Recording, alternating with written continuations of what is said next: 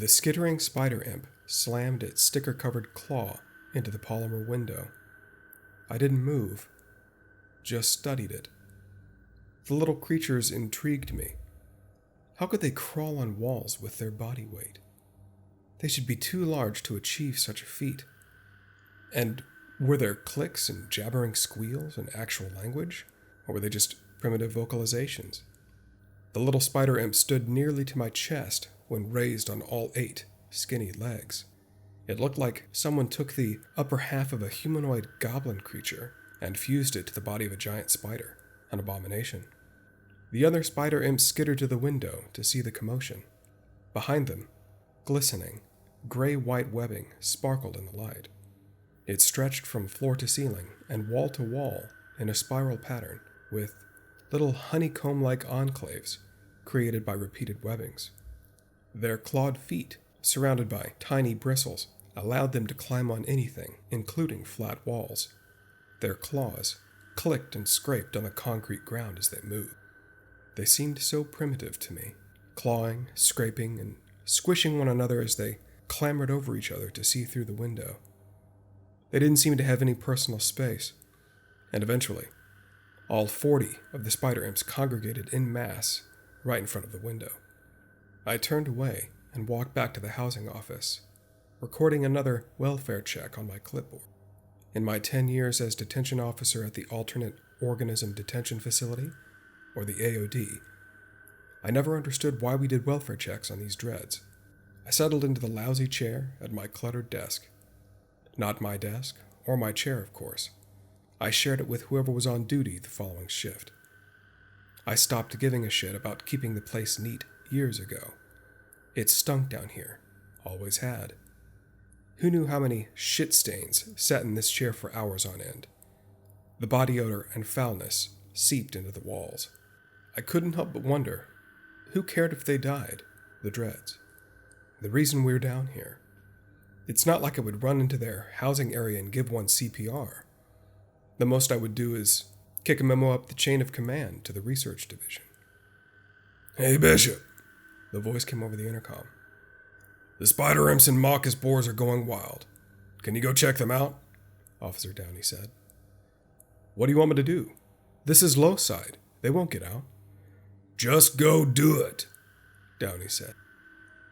I got up from my desk and walked around the massive horseshoe hallway with 85 containment rooms lining the walls. It took me 5 minutes to get to the Marcus boars. Giant boars with plated skin and an uncanny intelligence. Blood covered the boars and was splattered on the floor and ceiling when I arrived.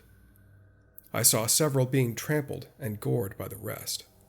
The ones near the window were ramming their massive tusks into the walls and the polymer. I clicked my handheld radio. "Yeah, they're going crazy. I can see a few are dead." 10-4, Downey said over the radio. 7190 to 7189. It was my lieutenant.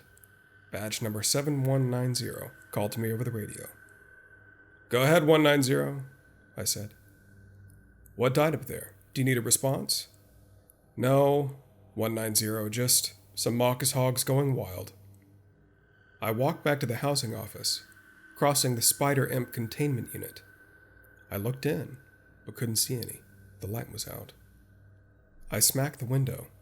Still, no spider imp showed. I slapped it again, trying to stir them up, but nothing. I peered through the window into the darkness. It was pitch black in there. I couldn't see a single spider imp. 7190, this is 7189, I said into my radio mic. "Go for 7190, the response came back. "I don't see any spider imps in unit L12. Not sure what's going on," I said. "What do you mean you don't see any?" "Well, the light is out and they aren't coming to the window. They're hiding or something," I said. "Record the incident. When was the last time you saw them?" Not 10 minutes ago. They were all over this window." 10-4, 189. What can I say? All dreads are weird. As soon as I sat down at my desk and started writing a memo about the incident, my radio kicked back on. "All available units in Complex 3 report to the TDU intake." What the fuck was going on in TDU? Our transport detention unit housed temporary human inmates on their journey from local towns and jurisdictions to one of 2 human prisons. They were the only humans held in our entire facility, and only for a few days before they moved on. The TDU was just under low-side housing, where I was posted. I got it from the desk and walked to the hall. I keyed my radio and joked, "Downey, make sure our dreads don't go anywhere." I walked down the stairs and used my B key to open up TDU. My lieutenant, Jason Rigby, badge 7190, stood at the ready by the TDU central desk. Several other officers were on either side of him. One pushed the restraint chair, another had the belly chains, and a third had a spit mask. Apparently, we were getting an inmate who was really worked up or had a bad history of violence. As a group, we walked out to the sally port as transport pulled in through the garage door. As soon as they parked, 2 uniformed men got out and walked to the rear of the van. "Anything we need to know?" Rigby said. "Yeah," the first transport officer said. "He's a mystic or something, maybe an inborn. He won't say. He's escaped his chains 6 times. 6 times? And you were able to catch him each time?" Rigby asked. "No," the transport officer said. "That's the strange part. He didn't try to escape. He'd somehow get out of his belly chains and leg irons and have them neatly in a pile next to him. He'd just sit there and let us put them back on without so much as a word." The transport officers opened the back of the van.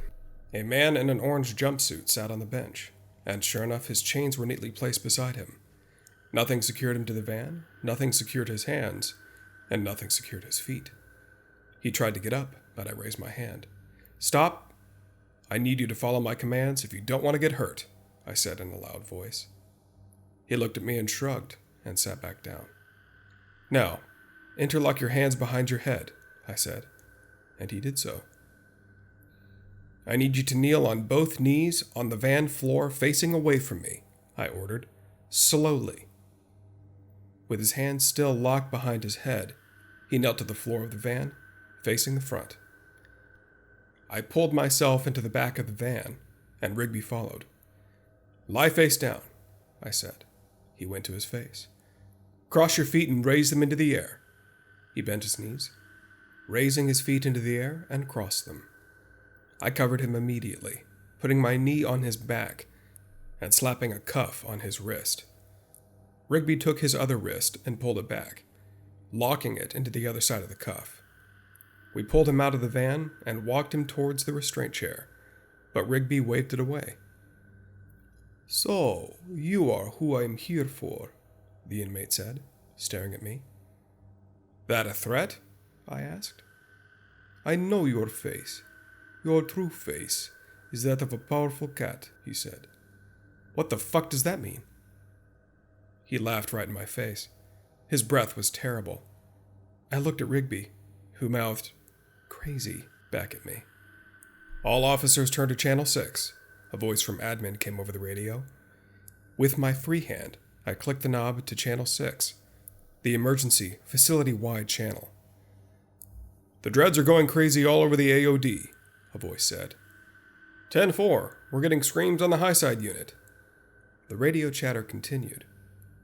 "We're quiet on Mac's side," another voice said. I looked at Rigby, who looked at our new mystic inmate, and then looked at me. "What is going on?" I asked. "Your dreads know I'm here," the inmate said. "They can feel my presence." A smirk crossed his face, and his eyes glistened. I looked around to see if anyone else saw what I did, but they were all listening intently to their radios, with their fingers pressing on the wired earbud. "Captain," another voice shouted over the radio, "we need a research team out to Max 6, immediately." "What's going on in Max?" one of the captains responded. "The sphere. It's fucking making noise and shaking every 3 seconds or so, like pulsing." Another voice chimed in. "We copy at the research complex. Sending a response team." The reply from research was hurried and almost in a panic. Initiate a code blue, it continued. Oh, the sphere. It's in your maximum security unit then, the inmate asked. How the fuck did you know that? Rigby said, grabbing him by the arm and pulling him towards the Sallyport door into the transport detention unit. He glared at Rigby. You're smart for putting it there, but that doesn't make you safe. I stared at him blankly. How did he know about the sphere? There's no way he could have heard the radio chatter from these tiny earbuds. He locked eyes with me. I'm not here for just you, he said. I need something you keep here. Who are you? I whispered. I am Daoud Farzad, master of the Celestial Order of Magi, he laughed. I am a guardian of the gates of Coranzon. So, you finally tell us who you are, huh? One of the transport officers said. We've been asking him for over a week, and he never even spoke a word, let alone give us a fucking name. Daoud glanced to the transport officer. You are irrelevant to my mission, he said. You are nobody. I refuse to give a name to someone who doesn't exist in my world. We pulled Daoud into the transport detention unit and placed him in the first holding cell. I removed his restraints and closed the heavy steel cell door with a clang. I started to turn away, but he whistled at me. Bishop, speak with me, he said. Do you want to survive the week? I shrugged. Sure, I replied. I mean, who wouldn't? Yes, many will die this week. You need to live, he said. I cannot help you from behind these bars. You escaped your chains. Why not escape your cell? I cannot escape just yet. A time will come when you will need me. You must be the one to let me out. I pulled my floor keys from my pocket and jingled them in front of his cell. Oh, yeah, sure. Let me just fucking let you out of there, I said. By the way, do you want me to bring you some food from a local diner? Maybe wheel you in a king-size bed so you're more comfortable? I dropped the keys into my pocket and walked away. You will come to realize who I am and what I am to you, he shouted. Your face is that of a great cat. My face is that of a djinn. I met Rigby at the unit's housing office. Everyone was still listening to the radio. All clear at Max, a voice said over the radio. We've set up a new monitoring system for the sphere. Check in, one of the captains chimed in. Clear on high side. Everything seems calm now.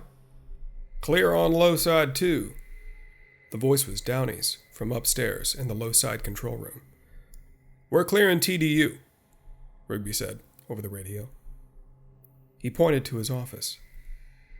Bishop, I want to talk to you before you go back upstairs.